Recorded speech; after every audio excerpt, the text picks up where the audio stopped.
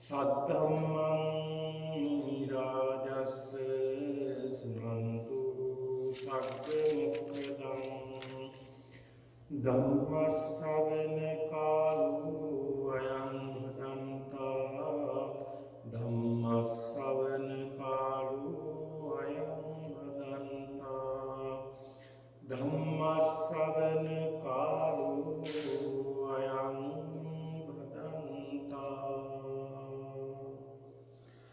නමෝ තස්ස භගවතු අරහතු සම්මා සම්බුද්දස්ස නමෝ තස්ස භගවතු අරහතු සම්මා සම්බුද්දස්ස නමෝ තස්ස භගවතු අරහතු සම්මා සම්බුද්දස්ස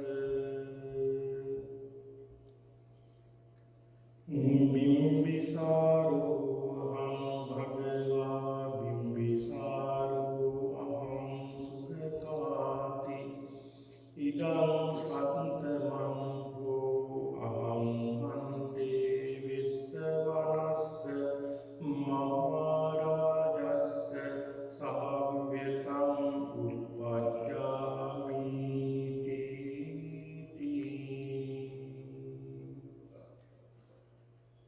ගෞරවනීය ස්වාමීන් වහන්සේගේ අවසරයි සදහබර වාසනාවන්ත සත්පුරුෂ පින්තුනි වස් කාල පරිච්ඡේදයේදී සිදු කරන ලබන මේ ආගමික වැඩසටහන් අතරේ මේ ධර්ම දේශනා මාලාවේ දෙවෙනි දිනේ විදියට මේ සිදු දිනාම අද මේ මොහොතේදී මේ වැඩසටහනට සම්බන්ධ වෙමින් බොහොම ශ්‍රද්ධාවෙන් භක්තියෙන් ගෞරවයෙන් යුක්තව මේ වස් කාල පරිච්ඡේදය තුළ බොහෝ අර්ථවත් වටිනා කාල පරිච්ඡේදයක් බවට මේ තුන් මාසය තුළ අපි කටයුතු කරනවා.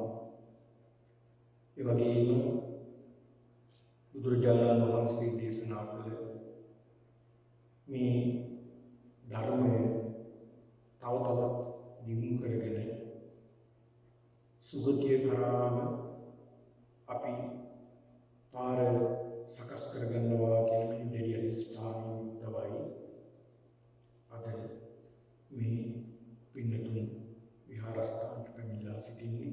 අනිකුත් අය මේ වැඩසටහන තමන්ගේ නිවෙස්වල සිට සහසම්බන්ධ වෙන්නේ. අද මේ උතුම් පින්කම සිදු කිරීමේ දායකත්වයේ දරමින් කටයුතු කරන්නේ කුමාර බස්නායක මහත්මයා, මුදිතා බස්නායක මහත්මිය, යසම් බස්නායක ඒ පුතුණුන් මේ පින්නතුන් තමයි අද මේ උතුම් ධර්ම දේශනාවේ පින්කමේ දායකත්වයේ දරමින් කටයුතු කරන්නේ. මේ පින්නතුන් නිරන්තර විහාරස්ථානයේ මහා සංඝරත්නයේ දම්පැන් පිරිනමමින් බොහෝම ශ්‍රද්ධාවෙන් ගෞරවයෙන් භක්තියෙන් යුක්තව කටයුතු කරන පින්නතුන්. ඒක නිසා අද මේ පින්නතුන් අරමුණු රසක් ඉදිරිපත් කරගෙන අද මේ උතුම් පින්කම සිද්ධ කිරීමයි අරමුණු කරගන්නට යෙදෙන්නේ. මේ උතුම් ධර්ම දේශනාවය වගේම බුද්ධ වන්දනාමය අද මේ පින්කම් මාලාවට සම්බන්ධ වෙලා එයින් සිද්ධ කරගන්න සියලු කුසල ශක්තිය බලය තුලින් ඒ කළුබණ්ඩා බස්නායක සිනහිවර පියතුමන් කුමාර බස්නායක මහත්මයාගේ පියතුමන්, ඒ වගේම මෑණියන් වන චන්ද්‍රානි බස්නායක සිනහිවර මෑණියන්, ඒ වගේම කික්සිරි බස්නායක සිනහිවර සහෝදරයා ඒ අය සිහි කරලා ඒ සිනහිවර මව්පියන්ට සහෝදරයාට මේ උතුම් පින්කම ඒ අයගේ භවගාමී ජීවිත සාර්ථකමත් කරගන්නට ලැබේවා කියන මේ ප්‍රාර්ථනාව, ඒ වගේම පුංචි කාලයේ සිට මේ පින්තුන් හදා වඩා ගන්නට යෙදුන ඒ සේවිකාවෝ විදිහට කටයුතු කළ මිශ්‍රීන් මහත්මියට පින් අනුමෝදන් කිරීමට මේ උතුම් පින්කම ආරම්භ කරගන්නවා. ඒ වගේම මුත්තා බස්නායක මහත්මියගේ නමින් මියගිය ප්‍රේමරත්න සමරසිංහ සිංහබර පියාණන්ටත් ඒ වගේම මල්ලිකා සමරසිංහ සිංහබර මෑණියන්ටත් ඒ මව්පිය දෙපළක් සිහි කරලා ඒ දෙමාපියන්ට පුණ්‍යානුමෝදනා කරන්නට වුණා කියන මේ උතුම් චේතනාව ඉදිරිපත් කරගෙන ඒ දෙමාපියන්ට පින් අනුමෝදන් කිරීමට අරමුණු කරගන්නට යෙදෙනවා. ඒ වගේම හේමන්ත සමරසිංහ සහෝදරයාණන්ට ඉක්මන් සුවය ප්‍රාර්ථනා කිරීමක් මේ පින්කමේ අරමුණක් විදියට ඉදිරිපත් කරගෙන තිබෙනවා. වගේම යසාන් පුතාගේ අනාගත කටයුතු සාර්ථක කර ගැනීමටත් සියලු දෙනාට නිදුක් නිරෝගී සුවය ප්‍රාර්ථනා කිරීම අරමුණු කරගෙන මේ උතුම් පින්කම සිදු කරනවා. ඉතින් ඒක නිසා ඊට සඳහන් කරන්නට යෙදුනේ දෙපාර්ශ්වයේ මියගිය ඒ තමන්ගේ දෙමාපියන් සිහි කරලා දෙමාපියන්ගේ උතුම් ගුණයන් සිහි කරලා ඒ දෙමාපියන්ට මේ උතුම් පින්කම අනුමෝදන් කරනවා. ඒ දෙමාපියන් ඇතුළු සියලු ඥාතීන් නිසා මේ පින් අනුමෝදන් වීමෙන් මේ උතුම් දානමය පින්කමේ ධර්ම දානමය පින්කමේ බලයෙන් ඒ සියලු දෙනා උතුම් චතුරාර්ය සත්‍ය අවබෝධ කරගනිවා කියන ප්‍රාර්ථනාවෙන් ඒ වගේම අනිකුත් මේ අයටත් මේ සියලු දෙනාට කරදර බාධා දුක්ඛම් කටළු මගහැරි මේ උතුම් ධර්ම දානමය පින්කමේ බලයෙන් සියලු දෙනාටම සියලු කටයුතු සාර්ථකමත් කරගන්නට නිරෝගී බව චිරජීවනයේ සලසා ගන්නට මේ උතුම් වූ ධර්ම දානමය පින්කම ආශිර්වාදයක් වේවා කියලා සාදු කියන ප්‍රාර්ථනාවෙන් අද මේ පින්කම මේ උතුම් ධර්ම දේශනාව ශ්‍රවණය කරන්න. හොඳයි පින්කමනි, ධර්ම ශ්‍රවණය කරන විට අපි නිතර මතක් කරනවා බොහොම ශ්‍රද්ධාවෙන් ගෞරවයෙන් ධර්ම ගෞරවය ඇති කරගෙන බණපදයක් ශ්‍රවණය කරන්නට ඕනේ. තමන්ගේ මේ ඉන්ද්‍රියන් සංවර කරගෙන සිත කය වදන කියන මේ ద్వාරත්‍රයන් සංවර කරගෙන බණ ඇසීමෙන් ධර්ම ශ්‍රවණය කිරීමෙන් මහ වූ ප්‍රතිඵල තමන්ගේ ජීවිතයට ලබා ගන්නට පුළුවන්කම තිබෙනවා. ඒක නිසා බොහොම ශ්‍රද්ධාවෙන් ගෞරවයෙන් ධර්ම ගෞරවයෙන් යුක්තව මේ දේශනා කරන දහම් පදයක් පදයක් පාසා විමසමින් සිහි කරමින් මේ ධර්මයේ ශ්‍රවණය කරන්නට ඕනේ. ඒ නිසා අද මේ පින්තුන්ට මේ ධර්ම දේශනාවට මාතෘකාව වශයෙන්ම තබාගත් ඉතා වටිනා සූත්‍ර දේශනාවක්. ඒ තමයි දීඝනිකාය ජනවසබ කියන මේ සූත්‍ර දේශනාව. මේ සූත්‍ර දේශනාවෙන් පින්නතුනි බොහෝ වටිනා කරුණු කාරණා රැසක් අපිට අපේ ජීවිතයට එකතු කරගන්නට පුළුවන්කම තිබෙනවා. පින්නතුනි බුදුරජාණන් වහන්සේ එදා උතුම් සම්මා සම්බුද්ධියට පැමිණෙනවා. උතුම් සම්මා සම්බුද්ධියට පැමිණලා උන්වහන්සේ පස්වග දවසන්ට ධර්මයේ දේශනා කරමින් ඒ පස් දිනම රහත් භාවයට පත් වෙලා ඒ වගේම ප්‍රථම රහත් 69ට අමතලා ඒ ප්‍රථම රහත් 69 ධර්ම ප්‍රචාරය සඳහා පිටත් කර හැරලා ඒ භාග්‍යවතුන් වහන්සේ වැඩම කරනවා ගයා ශීර්ෂයට.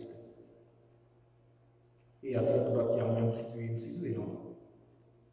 ඒ ගයා ශීර්ෂයට වැඩම කළේ උරුවෙල් කාශ්‍යප, නලී කාශ්‍යප, ගයා කාශ්‍යප කියන මේ ජටිලයන් තුන්දෙනා. තමන්ගේ පිරිසත් එක්කලා 1000ක් විතර. ඒ අය දමනය කරන්නට. ඒ අයට ධර්මය අවබෝධ කරලා දෙන්නට. උන්වහන්සේ වැඩම කරලා ඒ ස්ථානට වැඩම කරලා බොහෝ සෙයින් උන්වහන්සේ ප්‍රාතිහාර පාවා.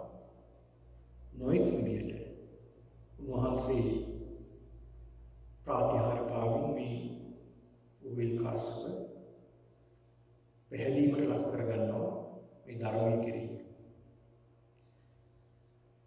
මේ තුන් දෙනාම පැවිදි භාවයට පත් වෙනවා. දහසක් දෙනෙක් පැවිදි භාවයට පත් වෙනවා. ඒකට ඔක්කොම පිරිස 1003ක්. ඒ භාග්‍යවතුන් වහන්සේ මේ දහසක් පමණ භික්ෂුන් වහන්සේලා සමග ගයා ශීර්ෂයේ ඉඳලා උන්වහන්සේ වැඩම කරනවා. රජගහනුවර සුප්පතිට්ඨිත කියලා චේතියක් තියෙනවා. චේතිය කියලා කියන්නේ නුගරුකක් ඒකට කියන්නේ. සාල නුගරුක. ඒකට කියන්නේ සුප්පතිට්ඨිත චේතිය කියලා. මේ ස්ථානට වැඩම කරනවා. මේ අවස්ථාවේ පින්නතුනි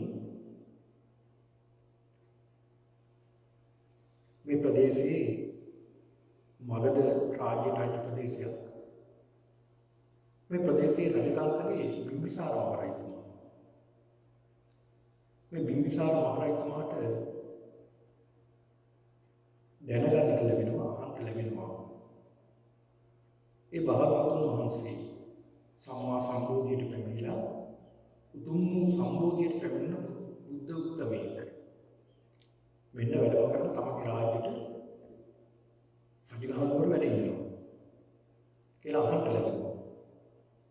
රජතුමා වහවහාම තමන්ගේ පිරිසත් එක්කලා සඳහන් කරනවා 1,20,000 තමන්ගේ පරිවාර ජනයා සමග මේ රජතුමා බුදුරජාණන් වහන්සේ දකින්න යනවා.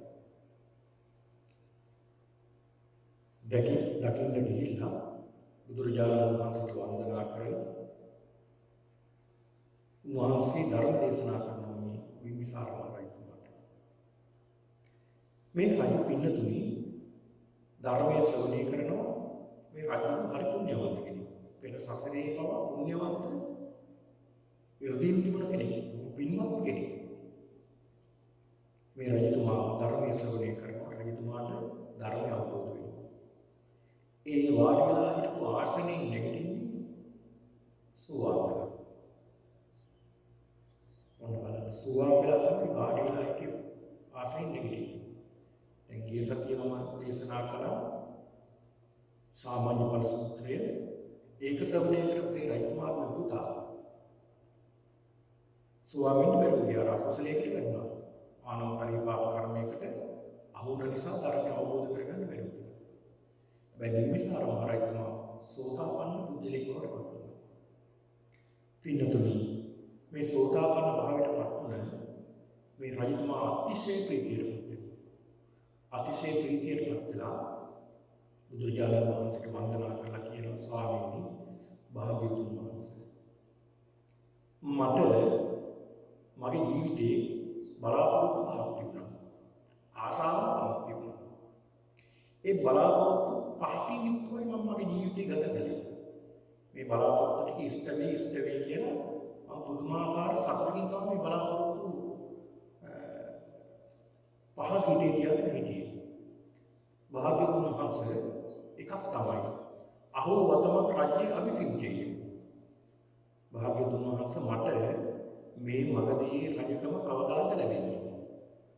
මගදී රජකම කවදාද ලැබෙන්නේ කියලා මම බොහොම සතුටින් හිටියා බලාපොරොත්තු වෙන්නේ. ඒක මට ලැබුණා. භාග්‍යවතුන් වහන්සේ තවත් බලාපොරොත්තුවක් තිබුණා. තස්සක මේ විදිහට අරහත් සම්මා සම්බුද්ධ ඔක්කොම ඉන්නේ. මගේ මේ විජිතේට නැත්නම් මගේ මේ රාජ්‍යයට ඒ භාග්‍යවතුන් වහන්සේ බුදුරජාණන් වහන්සේ සම්මා සම්බුදුරජාණන් වහන්සේ වැඩම කරගන්න තියෙනවා නම් මොන තරම් භාග්‍යයක්ද කියලා බලාපොරොත්තුවක් තිබුණා. ස්වාමීන් තවත් බලාපොරොත්තුවක් තිබ්බා තංචාන භගවන්ත පරිපාසීක. ඒ භාග්‍යවතුන් වහන්සේ ළඟට ගිහිල්ලා මට පරිපාසනය කරන්න නැත්නම් කතා බහ කරන්න මට ලැබෙනවා නම් ඒකත් හරිම භාග්‍යයක් කියලා මට බලාපොරොත්තුවක් තිබුණා. තවත් බලාපොරොත්තුවක් තිබ්බ ස්වාමීනි සෝචමේ භගවා ධම්මදේශේති. ඒ භාග්‍යවතුන් වහන්සේ මට ධර්මයේ දේශනා කරනවා නම් කියලා ආසාවක් බලාපොරොත්තුවක් තිබුණා.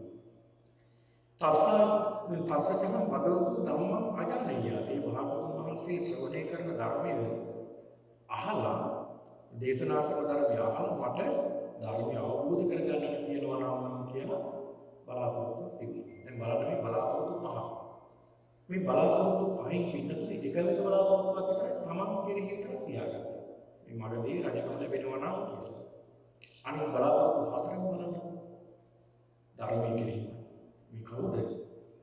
මේ ඉන්දියාව මහා රාජ්‍යයන් දෙකකින් ප්‍රබලම රාජ්‍යයක් වන මගදී අධිපති බිම්බිසාර රජතුමා. මහරජ කෙනෙක්. ඒ ධර්ම අවබෝධ කරගෙන නිතර පින්නතුනි ධර්මයට යොමු වුණා. මේ රජතුමා ධර්මයට යොමු වෙලා දෙහිමි රජෙක් විදිහට තමයි කටයුතු කළේ. හොඳට තමයි රාජ්‍ය පාලනය කළා. මොනතරම් දක්ෂ විදිහට පාලනය කළාද කියනවා නම් නිතරම කල්පනා කළේ මේ රජකම උනා අනිත්‍යයි. රජකම උනා අද නැති වෙන්න ඉඩ තියෙනවා කියන ධර්මයට අනුව තමයි රාජ්‍ය කළේ. මේ විදිහට රාජ්‍ය කරගෙන ඉන්නකොට තමයි අර අජාසත් කුමාරයා දේවදත්ත හාමුදුරුවන්ගේ බහට අවරද වෙලා නොමග ගිහිල්ලා තමගේ පිය රජතුමාට බොහෝ වදහිංසා දුන්නා. ඒ වදහිංසා දෙන වෙලාවෙත් පින්නතුනි ඒ හිර කුටියේ ඉඳගෙන මේ රජතුමාට හොඳටම වද දෙනවා. කෑම කන්න දෙන්නේ නැහැ. ආහාර ගෙනියන්න දෙන්නේ නැහැ. කන්න දෙන්නේ නැතුව මරන්න හැදුවේ. ඒ තරගියේ ඒ හිර කුටියේ තියෙනවා ජනේලයක්. ඒ ජනේලෙන් පේන භාග්‍යවතුන් වහන්සේ නිත්‍ය කුටියේ විජිකුල් පව වැඩ ඉන්නවා. උන්වහන්සේ සක්මන් කරනවා පේනවා. ඒ දකින්නකොට වැඳගෙන බුදුරජාණන් වහන්සේට වන්දනා කරනවා. බුද්ධානුස්සතිය වඩනවා කියනවා. ඒ බුද්ධානුස්සතිය වඩලා මේ රජතුමා මෙනෙහි කරනවලු ධර්මය කොහොමද මෙනෙහි කරන්නේ? දැන් බලන්න අපිට වගේ එකක් වුණා නම් මෙච්චර දේවල් කළා අපිට කොහොමද වෙන්නේ? මෙච්චර මේ පන්සල වෙනුවෙන් දේවල් කළා මෙහෙම කළා. ඒ වුණාට අපිට වෙන්නේ මේ වගේ දේවල් කියලා අපි හිතන්නේ එහෙම. හැබැයි ධර්මය අවබෝධ කරගත්ත කෙනෙක් හිතන විදිය බලන්න. මේ රජතුමා කල්පනා කරනවා මෙනෙහි කරනවා අනේ භාග්‍යවතුන් වහන්සේ දේශනා කළ ධර්මය මගේ අස්පනාටම සත්‍ය වුණා නේද? උන්වහන්සේ දේශනා කළානේ ජාතික දුක්ඛ ඉපදීම දුකක් කියලා. අද මගේ ඇස් ඉදිරිපිටම මේක දැන් මට සිද්ධ වෙලා තියෙන්නේ. ඉපදුන නිසා නේද මට මේ දරුවා මට වද දෙන්නේ. මේ දරුවා මට මේ තරම් වද දෙන්නේ නිසා කරන්නේ ඉරේ දාලා තියෙන්නේ. මේ ඉපදුන නිසා ඉපදුන නැත්තම් මම මේ දුක නැහැ. මේ භාගතුන් වහන්සේ දේශනා කළ ධර්මේ නම් අතිශය සුන්දරයි කියන ධර්මයට පැහැදිලි. පස්සේ මේ රජතුමා මරණයටපත් වෙන හිර කුටියේ. හිර කුටියට මේ මරණයටපත් වෙනවා. සතියක් කමාරක් ගත වෙනවා පින්නතුනි. ඒ අවස්ථාවේ භාග්‍යවතුන් වහන්සේ වැඩ ඉන්නවා නාදික කියලා ගමක. නාදික කියන ගමක ගිංජකාවස කියලා විහාරස්ථානයක තමයි වැඩ ඉන්නේ. මේ වැඩ ඉන්න කෝසල් රටේමයි මේ නගර මේ ස්ථානයේ තිබුණේ. මේ වැඩ ඉන්නකොට භාග්‍යවතුන් වහන්සේ පින්නතුනි දේශනා කරනවා ඒ රටේ ඒ මිනිස්සුන්ට දේශනා කරන පාසකාවල් පැමිණුණු වහන්සේ ධර්මයේ ශ්‍රවණය කරන ඒ අවස්ථාවේ වහන්සේ දේශනා කරනවා පින්නතුනි කාසි කෝසල වජ්ජි මල්ල උරු පංචාල වර්ෂ සූරසේන කියන මේ ජනපදවල අතීතේ ධර්මයේ දිනු කරලා මිය ගිය අය මෙච්චර ප්‍රමාණයක්. මිත්‍යා දෘෂ්ටි කියලා අපායික ගුණ ප්‍රමාණය මෙච්චර ප්‍රමාණයක්. ඊළඟට සෝවාන් වෙච්ච ප්‍රමාණය මෙච්චර. ඒ වගේම සකදාගාමී වුණාය මෙච්චර. අනාගාමී වුණාය අරහත් වුණාය මේ ප්‍රමාණයක් බුදුරජාණන් වහන්සේ දේශනා කරනවා. උන්වහන්සේ පෙන්නලා දෙනවා මෙන්න මේ පංච ඌරම් භාවික සංයෝජන නැති කරපු ඒ කියන්නේ අනාගාමී වෙලා බ්‍රහ්ම ලෝකෙ ඉපදුනා අය. බ්‍රහ්ම ලෝකෙ ඉපදලා ඒ බ්‍රහ්ම ලෝකෙ තමයි අය පිරිනොම් පාන්නේ. ඒ අය එතන 50ක් ඉන්නවා. 50 දෙනෙක් බ්‍රහ්ම ලෝකෙ ඉපදුනා. ඊළඟ සකදාගාමී වෙච්ච අය ඒ අය අනුන්වකට වෙදී කියනවා. හැබැයි ඒ අය එකපාරයි මිනිස් ලෝකෙට එන්නේ. එදින් එහා ඒ අය ධර්මය අවබෝධ කරගන්නවා බ්‍රහ්ම ලෝකෙදී. ඊළඟට සෝවාන් වෙච්ච අය සඳහන් කරනවා 500කට වැඩි කියලා. සෝවාන් වෙච්ච අය. ඒ සෝවාන් වෙච්ච අය හත් පාරයි ඉන්නේ සත්තක්කත්තුන් කියනවා. ඒ කියන්නේ හත් පාරයි නැවත උපත්තියක් ලබනවා. ඒ කියන්නේ නැවත දිව්‍ය ලෝක මනුෂ්‍ය ලෝකවල උපත්තිය ලබන හත් පාරයි. ඒ අය අපාය වහලා තියෙනවා. ඒ කියන්නේ අපායට යන මාර්ගය යාලා වහගෙන තියෙනවා. කිසි දවසක සෝවාන් වෙච්ච කෙනෙක් අපායට යන්නේ. ඒ කියන්නේ සෝතාපන්න කියන්නේ ඒක නිසා මේ දේශනාව සිද්ධ කරලා මේ මිනිස්සු බොහෝ සතුටුපත් වෙනවා. අහවල් නගරේ, අහවල් ගමේ, අහවල් ජනපදේ මෙච්චර ප්‍රමාණයක් සෝවාන් වෙලා, මෙච්චර ප්‍රමාණයක් සකදාගාමී වෙලා, මෙච්චර ප්‍රමාණයක් අනාගාමී වෙලා, අතීතයේ මේ මුළු අතීතයේ මේ මෙච්චර ප්‍රමාණයක් දිව්‍ය ලෝකේ ගියා, බ්‍රහ්ම ලෝකේ ගියා, සෝවාන් වුණා, සකදාගාමී වුණා, අනාගාමී වුණා, අරහත් මාර්ගඵල වලටපත් වුණා. ධර්මය අවබෝධ කරගන්න නැතුව විද්‍යා දෘෂ්ටික විඳලා මෙච්චර ප්‍රමාණයක් අපායගත වුණා කියලා මේ විදිහට බුදුරජාණන් වහන්සේ දේශනා කළා නේද කියලා අතිශය සතුටට වුණා. දැන් මේ මිනිස්සු කියන මේ කතාව ආනන්ද හාමුදුරන්ට ඇහෙනවා. ආනන්ද හාමුදුරන්ට ඇහෙනවයි දාලා ආනන්ද හාමුදුරුවෝ උන්වහන්සේ කල්පනා කරනවා භාග්‍යවතුන් වහන්සේ මෙහෙම දේශනා කළා කියලා.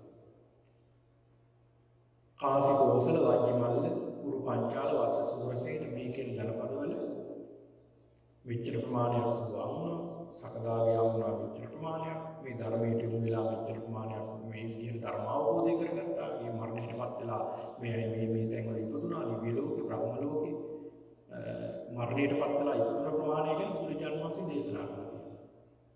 ගණන් බිඳු නැතුව. අනේ භාග්‍යවතුන් වහන්සේ කොච්චර හොඳද මේ මිනිස්සු අතිශය ප්‍රීතියටපත් වෙලා. අනේ භාග්‍යවතුන් වහන්සේ ඇයි මේ ඉන්න නගරය අය ගැන කියන්නේ නැත්තේ කියලා ආනන්ද හාමුදුරන්ට හිතෙනවා. ආනන්ද හාමුදුරන්ට හිතෙනවා. දැන් ආනන්ද හාමුදුරුවෝ රැය එළි වෙනකම් මේ ගැන හිතන්නේ. භාග්‍යවතුන් වහන්සේ මේ වගේ දෙයක් දේශනා කළා නේද? ඒ භාග්‍යවතුන් වහන්සේ දේශනා කළ මේ දේශනේ අතිශය සතුටුපත් වුණා ඒ මිනිස්සු මේ දේශනේ අහලා. ඒක නිසා මේ බුදුහාමුදුරුවෝ මේ වැඩ ඉන්න මේ මගදී කී දෙනෙක් අංගමගද කියන මේ රාජ්‍යයන් දෙකේ මේ ප්‍රදේශයේ කී දෙනෙක් මේ වගේ ධර්ම අවබෝධය කරගෙන දිව්‍ය ලෝක බ්‍රහ්ම ලෝකවල සුගතියට ගියාද කියලා දේශනා කරන්නේ නැත්තේ ඇයි කියලා ආනන්ද හාමුදුරන්ට හිතුණා. දැන් ඒ වෙනකන් ආනන්ද හාමුදුරුවෝ මේක කල්පනා කළා. ඒ කල්පනා කරලා දැන් උදෑසන බුදුරජාණන් වහන්සේ වැටගෙන ගියා. ගිහිලා බුදුහාමුදුරන්ට පසක පිටුල වන්දනා කරලා එකක් පසක ඉඳගෙන කියනවා ස්වාමීනි භාග්‍යවතුන් වහන්සේ ඔබ වහන්සේ මේ වගේ දෙයක් දේශනා කළා. මේ ජනපදවල අතීතයේ ඊළඟ දුර අතීතයේ මේකට මිය ගිහිල්ලා මෙච්චර ප්‍රමාණයක් සෝවාන් වෙලා දිව්‍ය ලෝකවල බ්‍රහ්ම ලෝකවල මේ සුගතියට ඉපදුනා මේ ප්‍රමාණයක් කියලා ඔබ වහන්සේ දේශනා කළා. ඒ මිනිස්සු හරියට සතුටු වෙනවා. බොහෝ ස්කේල් සතුටු වෙනවා. අනේ භාග්‍යවතුන් වහන්සේ ඔබ වහන්සේ මේ නගරේ මේ මගදී අංගමගද කියන මේ නගරේ මේ ගියාය ගැන කියනවා නම් කොහෙද ඉතුරුනේ කියලා ඒක බොහෝ සතුටු වෙයි මිනිස්සු කියලා සඳහන් කරනවා. ඒක භාග්‍යවතුන් වහන්සේට වන්දනා කරලා ආනන්ද වෙනවා. දැන් දැසෙන මේ සිදුුනේ බුදුරජාණන් වහන්සේ දහවල පිණ්ඩපාත වැඩම කරලා පෙරපත් කිසේ උන්වහන්සේ පිණ්ඩපාත වැඩම කරලා ආපසු වැඩම කරලා උන්වහන්සේ විහාර මාර්ගයට වැඩම කරනවා. එහාට වැඩම කරලා උන්වහන්සේ කරුණා සමාපත්තිය සම්පූර්ණ. ඒ කරුණා සමාපත්තිය සම්බන්ධව උන්වහන්සේ බලනවා මේ අංග මගද කියන මේ නගර දෙකේ මිය ගියාය පිළිබඳව. කොහෙද ඉපද ලැබුණේ මේ ධර්මයේ දේශන ශ්‍රවණය කරලා ධර්මයේ දිනු කරලා මේ කොහෙද ඉන්නේ මරණයටපත් වුණා කොහෙද ඉපදිලා තියෙන්නේ කියලා බලනවා. ඒ බලලා උන්වහන්සේ බොහෝ වෙලාවක් මේ සමාධියෙන් වැඩ ඉන්නවා. ඒ වැඩ ඉඳලා උන්වහන්සේ ඒ සමාධියෙන් නැගිටලා ඒ ඉස්සරහ තියෙන නුග්ගාගාවට වැඩම කරලා ඒ නුග්ගාගාව වැඩ ඉන්නවා. ආනන්දහාමුදුරුවෝ වැඩම කරලා බුදුහාමුදුරුවෝ වන්දනා කළ බලනකොට බුදුහාමුදුරුවෝ සඳහන් කරන ස්වාමීනි භාග්‍යවතුන් වහන්සේ ආනන්දහාමුදුරුවෝ පේනෝ පිටුමි බුදුහාමුදුරුවෝ හරි ප්‍රසන්න වෙන්නේ මේ වෙලාවේ. භාග්‍යවතුන් වහන්සේ ඔබ වහන්සේ හරිම ප්‍රසන්නයි. වහන්සේ ඉන්දියන් හරි ප්‍රසන්නයි බැබලෙනවා වහන්සේ. වහන්සේ මොනවා හරි ධානසෝයකින් වැඩ කියන්නේ නැහැ. ආනන්ද කියලා බුදුහාමුදුරුවෝ සඳහන් කරන ආනන්ද මේ අංග මගද ජනපදයේ මිය ගිය අය පිළිබඳව මම මෙනෙහි කළා. ආනන්දව සඳහන් කරනවා භාග්‍යවතුන් වහන්සේ මේ මිනිස්සු හරි කැමති වේ සතුටු වේ දේශනා කරනවා. මේ නගර දෙකේ භාග්‍යවතුන් වහන්සේ මේ අතීතයේ මිය ගිය අය කොච්චරද? ඒ අය ධර්මය අවබෝධ කරගෙන මිය ගිහිල්ලා කොහෙද ඒ අය ඉපදලා ඉන්නේ කියලා කියනවා නම් හරිවත්. භාග්‍යවතුන් වහන්සේ හරි වටිනවා කියලා. ඊළඟ බුදුහාමුදුරුවෝ සඳහන් කරනවා ආනන්ද ඔබ අහලා තියෙනවද ජනවසව කියලා දෙවියෙක් පිළිබඳව? දැන් ජනවසව කියලා ඇහෙනකොටම ආනන්දහාමුදුරුවන්ගේ ඇඟේ කිලිපොලා යනවා. අනේ භාග්‍යවතුන් වහන්සේ මම කවදාවත් අහන්නේ මේ නම. මේ පළවෙනි වතාවට මේ ජනවසව කියන නම එන්නේ. භාග්‍යවතුන් වහන්සේ මගේ මේ ඒ වචනේ අහලා භාග්‍යවතුන් වහන්සේ මගේ මේ ඇඟ කිලිපොලා ගියා. සඳහන් කරනවා ආනන්ද මම සමාපත්තියට සම්බන්ධලා ඉන්නකොට මම බැලුවා මේ අංග මගද මේ නගර දෙකේ මිය ගියාය. ඒ බලනකොට මගේ ඉදිරියේ පහළ වෙලා ස්වාමීනි භාග්‍යවතුන් වහන්සේ මම ජනවසව වෙමි. භාග්‍යවතුන් වහන්සේ මම ජනවසව වෙමි කියලා තුන්පාරක් සඳහන් කළා. භාග්‍යවතුන් වහන්සේ කවුරුද ජනවසව? ඊට පස්සේ සඳහන් කරනවා ස්වාමීනි මම බිම්බිසාර මහරජතුමා. භාග්‍යවතුන් වහන්සේ මම බිම්බිසාර මහරජතුමා කියලා තුන්පාරක් සඳහන් කළා. ඔන්න බලන්න. දැන් මේ කවුරු මේ මරණයටපත් වෙලා ජනවසව දැමින් යක්ෂයන්ට අනුකූල දෙවි කෙනෙක් වෙලා ඉඳලා තියෙනවා. බිම්බිසාර මහරජතුමා සුවාවෙච්ච කෙනෙක්. ඒ දේශනාවේ තියෙන පින්නතුනි මේ ධර්මය අවබෝධ කරගෙන ඉඳින්න ගියාම කවදාවත් අපේ මොන් වෙන්නේ නැහැ කියලා. ඒක සඳහන් කරන දිව්‍ය ලෝකවල හිතලවල නෙමෙයි. නමුත් මේවා අපි දැනගත යුතු කාරණා. අපි අරගෙන තියෙන්න ඕනේ කොහොම හරි නිවන් දකින්න. මේ භවයේදී. ඒක අපි අරගෙන. නමුත් ධර්මාවබෝධයක් නැතුව එහෙම නැත්නම් ධර්මාවබෝධය කරලා ගන්න රහත් භාවයටපත් වෙන්න නොහැකිව අපිට මරණයටපත් වුණු සුගති භූමියකවත් අත්දැකීම් ලබන්න සඳහන් කරනවා මේ ආනන්ද මේ ජනවසව දෙවියෝ යක්ෂ දෙවි කෙනෙක් කියලා සඳහන් කරන්නේ වෙසමුණි රජුගේ තවත් එක් දෙවි කෙනෙක් කණ්ඩායමක් බාර ගන්න. මේ දෙවියෝ සඳහන් කරනවා ඇවිල්ලා මේ දිව්‍ය ලෝකයේ තියෙන කොච්චර වටිනවද මේ දිව්‍ය ලෝකෙ ඉපදීම කියලා.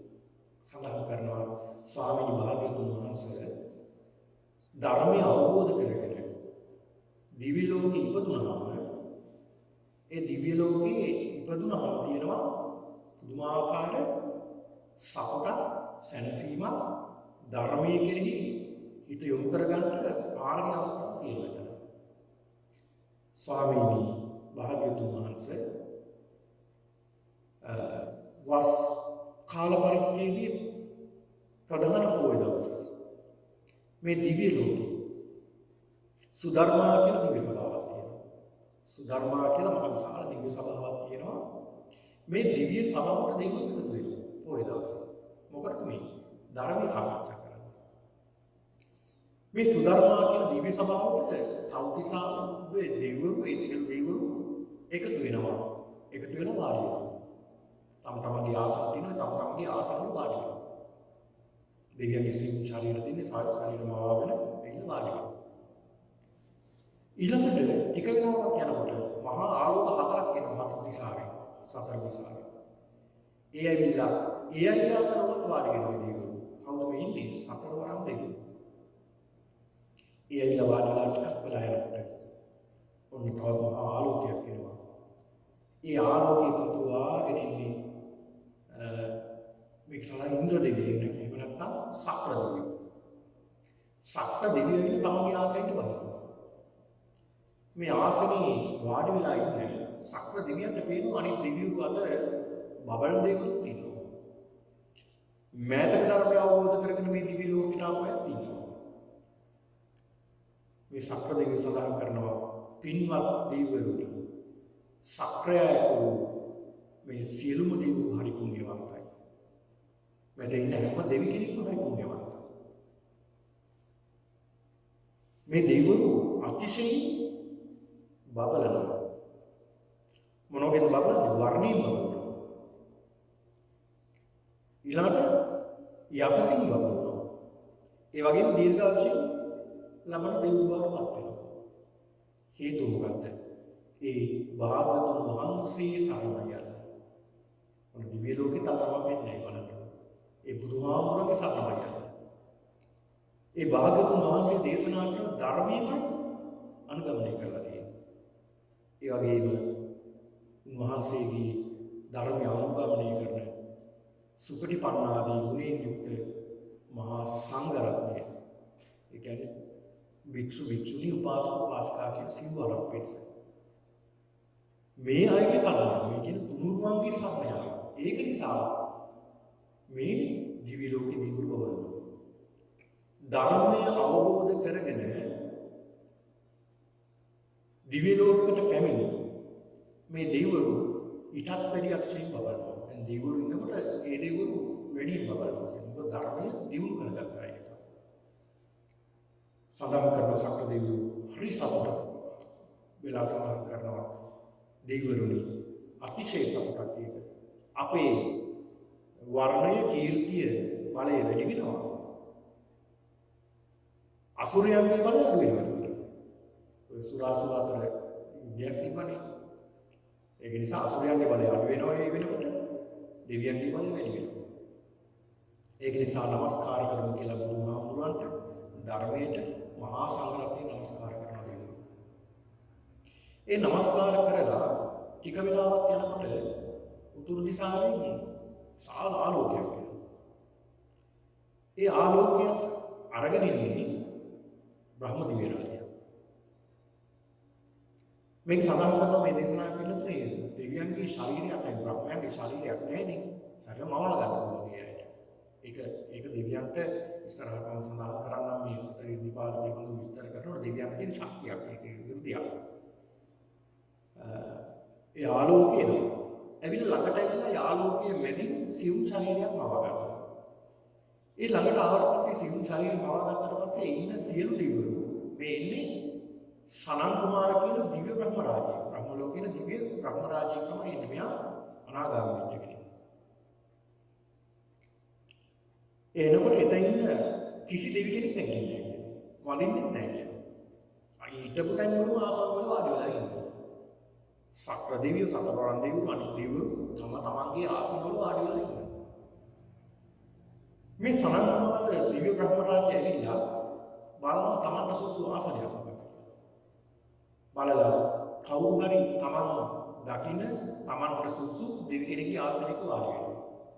ඒ ආසනයේ වාඩි වෙනකොට සියලු දෙවිවරු ඇඟිලි බැඳගෙන নমස්කාර කරනවා. ඒ ආසනයේ වාඩි වෙන ඒ ආසනයේ අයිති දෙවියෝ අතිශය ප්‍රීතියටපත් වෙනවා කියනවා දිව්‍ය සනන් කුමාර දිව්‍ය බ්‍රහ්ම රාජ්‍ය වාඩි වෙනකොට තමන්ගේ ආසනය.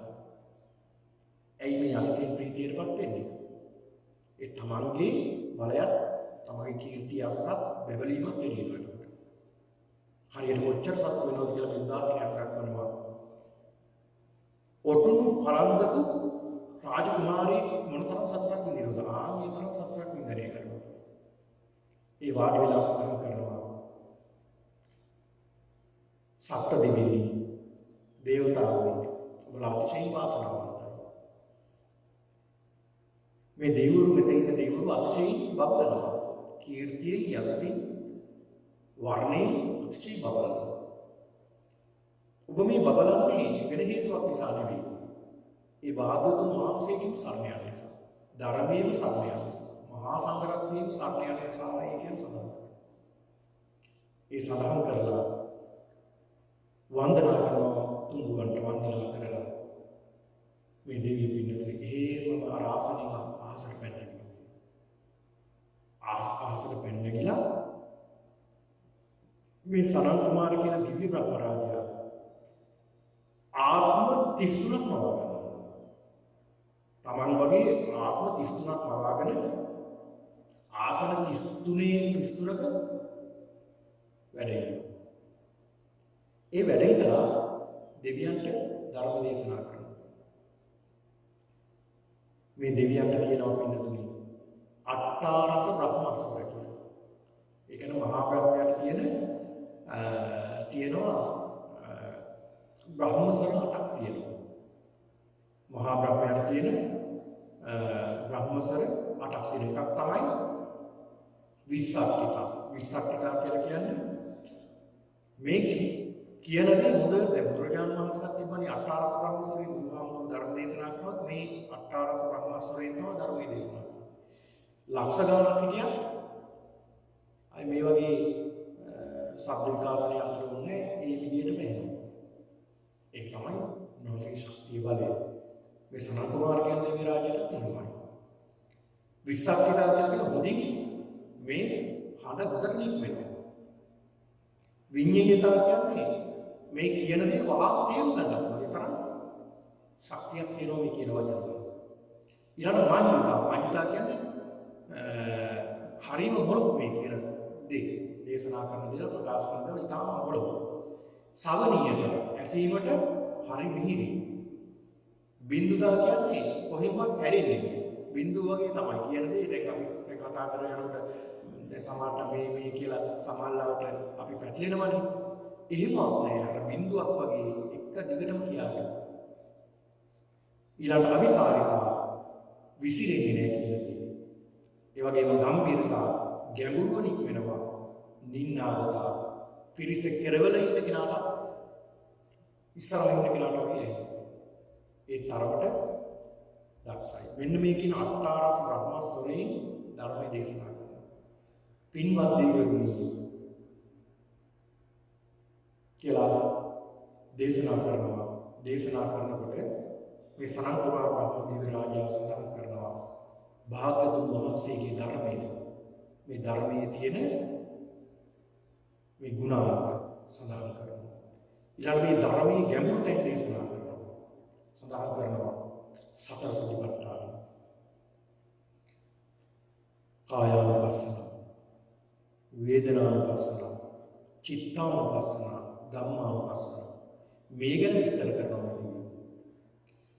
අර තමන් මවාගත්ත ආත්ම භාව 33ම ඒ දෙවිවරුන්ට තමන් ගාව කියලා කියනවා තමයි එන්නේ. එක දෙවි කෙනෙක් කියනකොට අර 33 දෙනාම කියනවා. එක විදිහටම එන්නේ. එක්කෙනෙක් නතර කරනකොට අර 33 දෙනාම නතර කරනවා. මේ විදිහට තමයි ධර්ම දේශනා කරනවා. මේ සඳහන් කරන බුදුරජාණන් වහන්සේට මේ ජනසත්‍ය දෙවියෝ මේ දිව්‍ය ලෝකයේ මේ කියන තොරතුරු ඊළඟ සඳහන් කරනවා භාග්‍යතුන් වහන්සේ මේ සඳහන් කරනවා කායානුපස්සන, වේදනානුපස්සන, චිත්තානුපස්සන, ධම්මානුපස්සන ඊළඟට චතුරාර්ය සත්‍ය පිළිබඳව විශේෂයෙන්ම සඳහන් කරනවා කියනවා සතර ඉර්ධිපාද. අද මේ පින්නතුන්ට මම පැහැදිලි කරලා දෙන්නේ සතර ඉර්ධිපාද පිළිබඳව.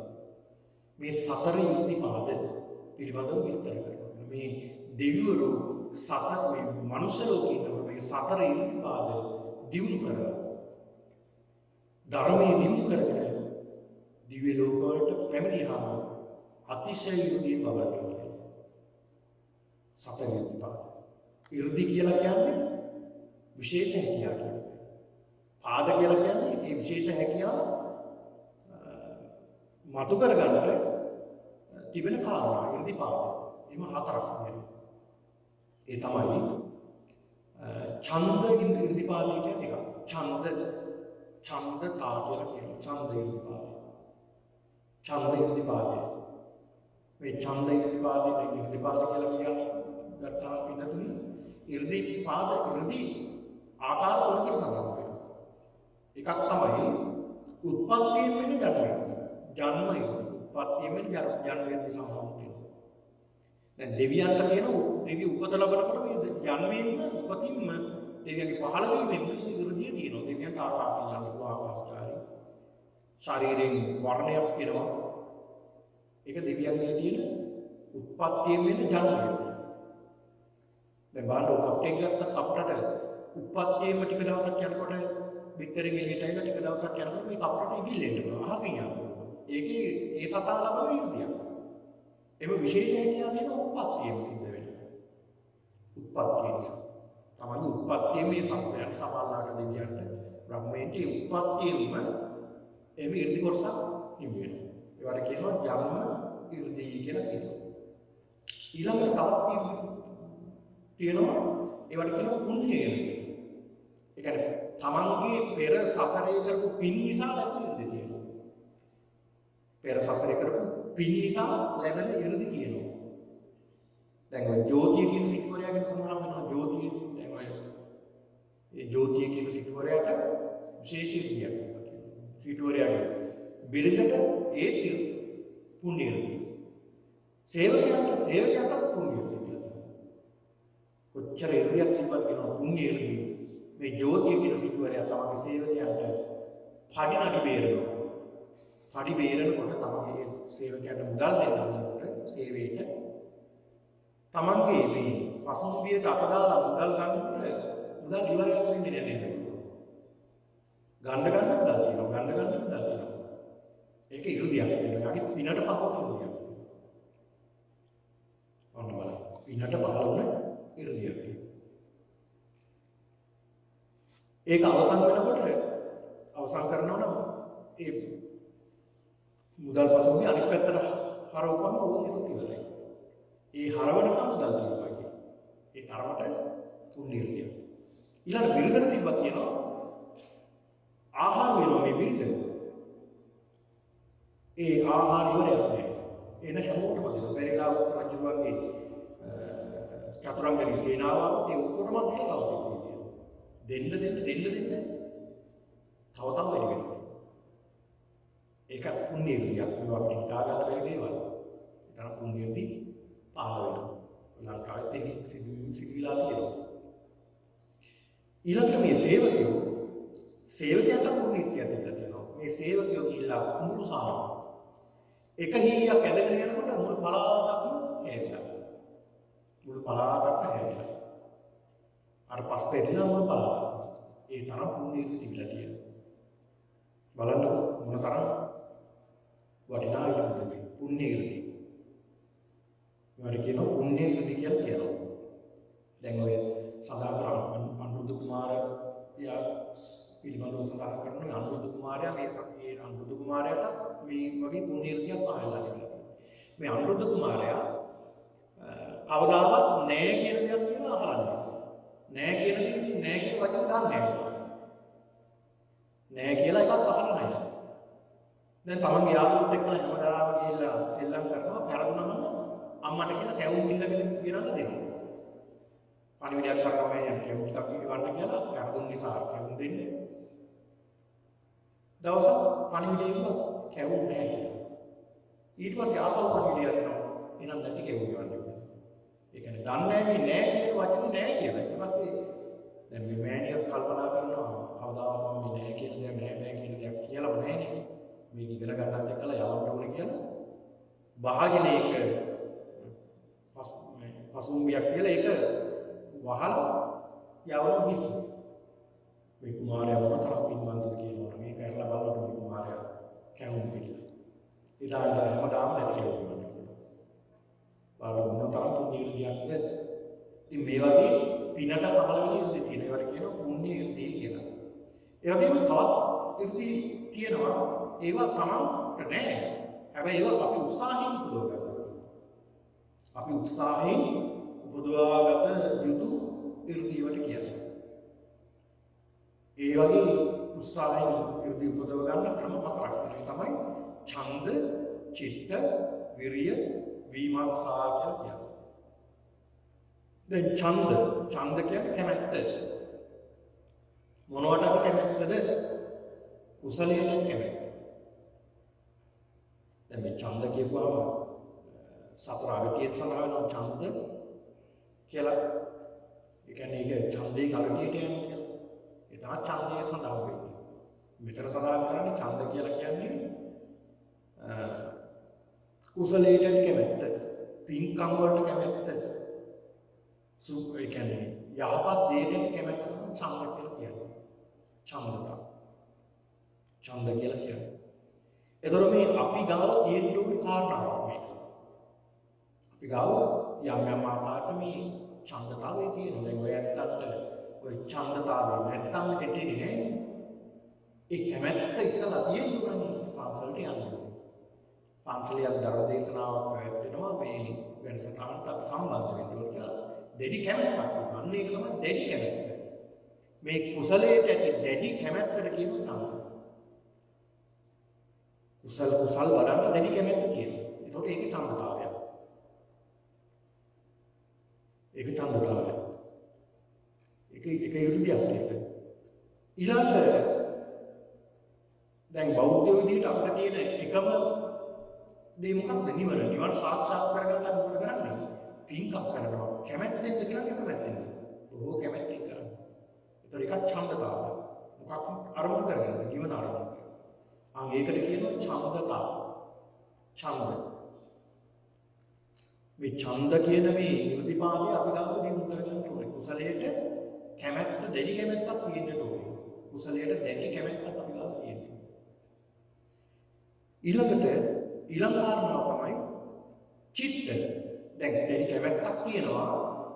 ඒ කැමැත්ත වගේම ඒකට හිතක් තියෙන්නත් බෑ. චිත්ත කියන්නේ ඒකයි. ඒ පිළිබඳව හොඳට අරමුණු කරගත්ත හිතක් තියෙනවා.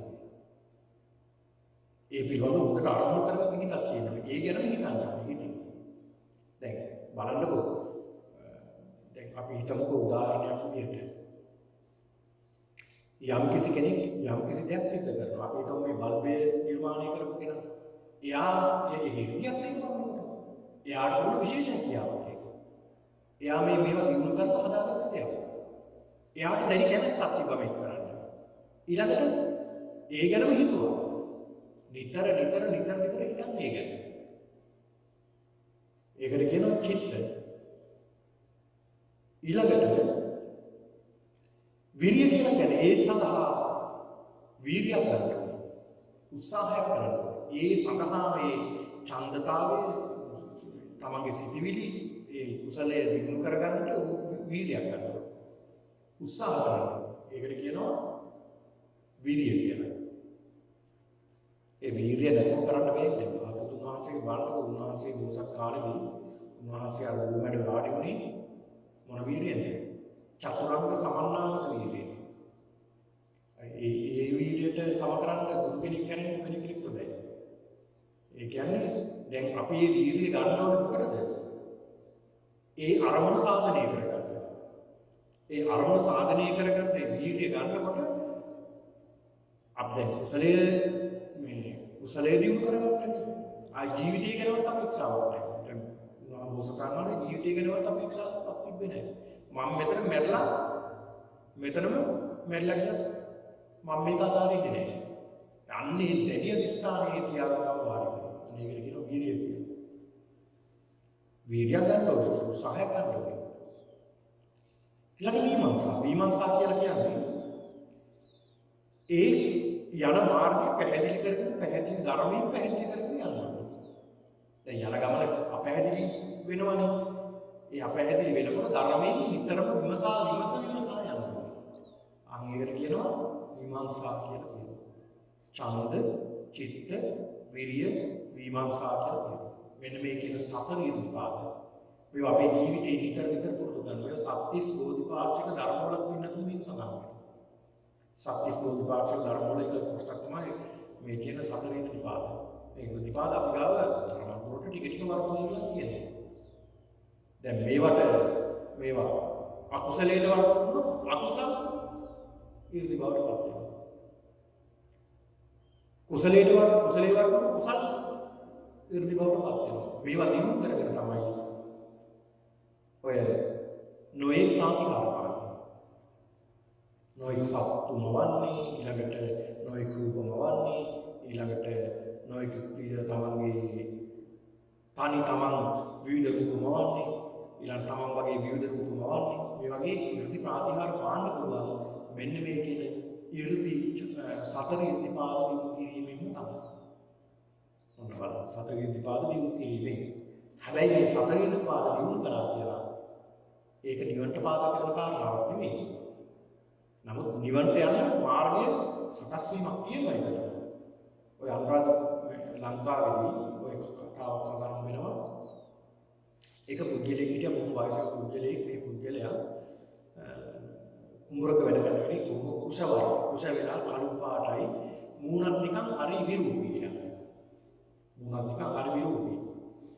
මෙයා ඉතින් කුඹර කොටකට ඉඳලා දැන් තමන්ගේ ගෙදරට යනවා.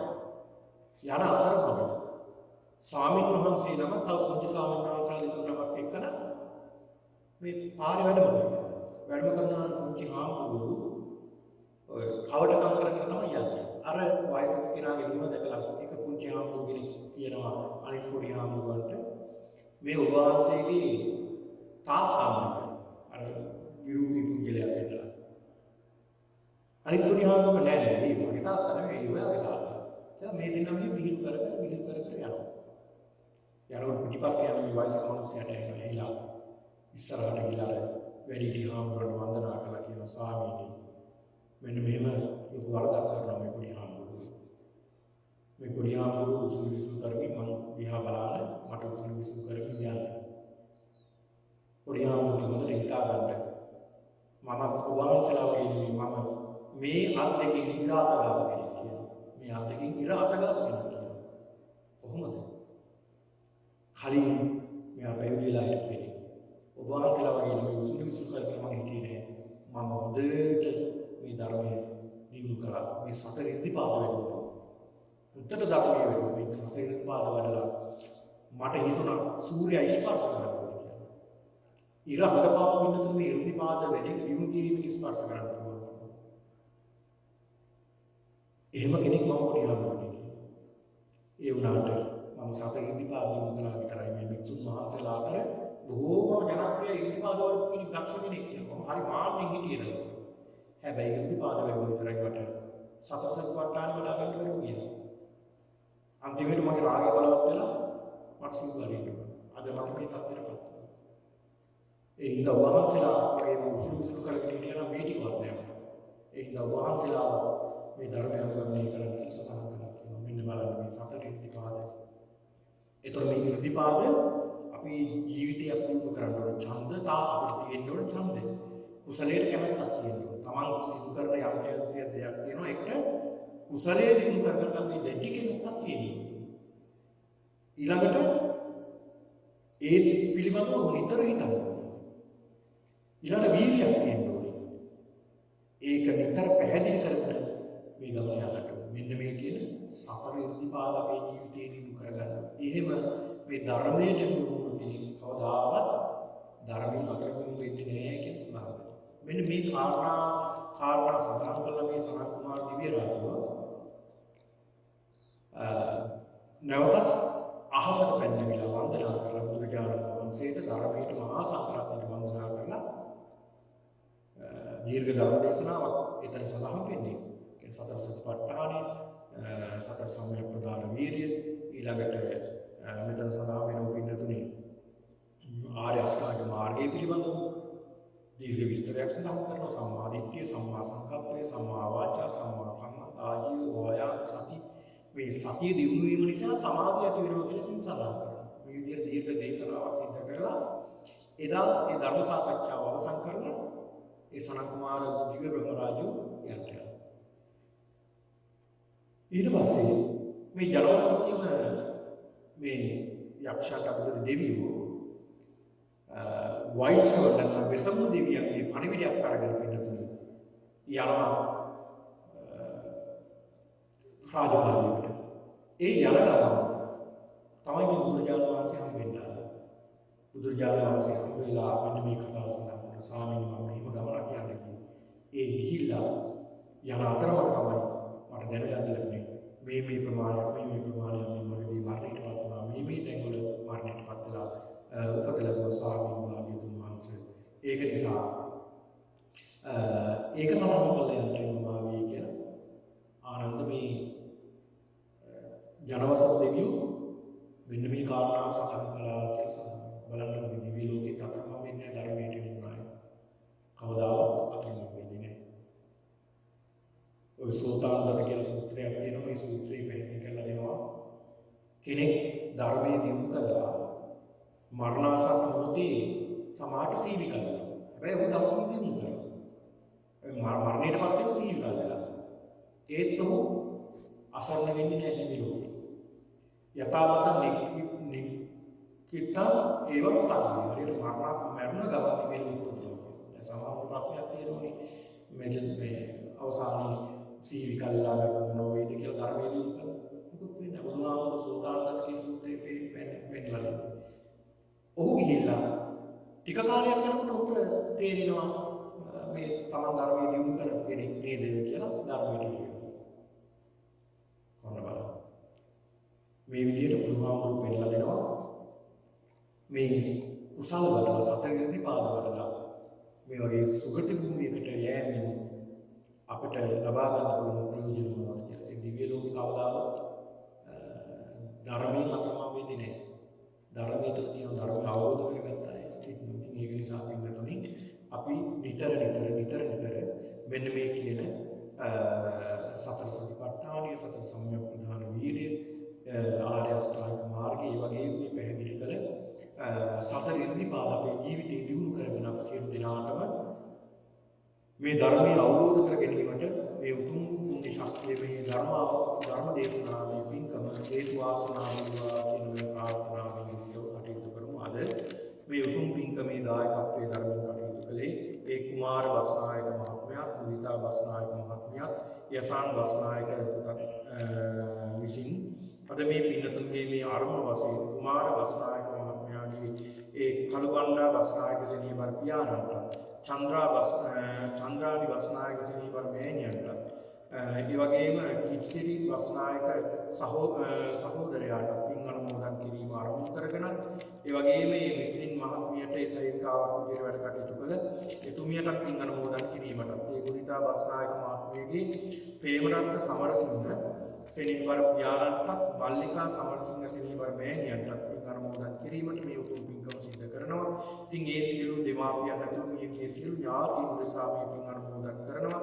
හේමන්ත සමරසිංහ සහෝදරයාට ඉක්මන් සුවය ප්‍රාර්ථනා කිරීමත්, යශාන්තගේ අනාගත කටයුතු සාර්ථක කර ගැනීමට සියලු දෙනාට දුක් නිරෝගී සුවය ප්‍රාර්ථනා කිරීමත් අරමුණු කරගෙන මේ උතුම් පින්කම සිදු කරන්නේ. ඒ නිසා මේ පින්තුන්ගේ සියලු ප්‍රාර්ථනාවන් සමෘද්ධිමත් වේවා. මේ සියලු දෙනාට උතුම් චතුරාර්ය සත්‍ය අවබෝධයේ පිණිස මේ උතුම් දේශනාව හේතු වාසනා වේවා කියලා සාදු කියලා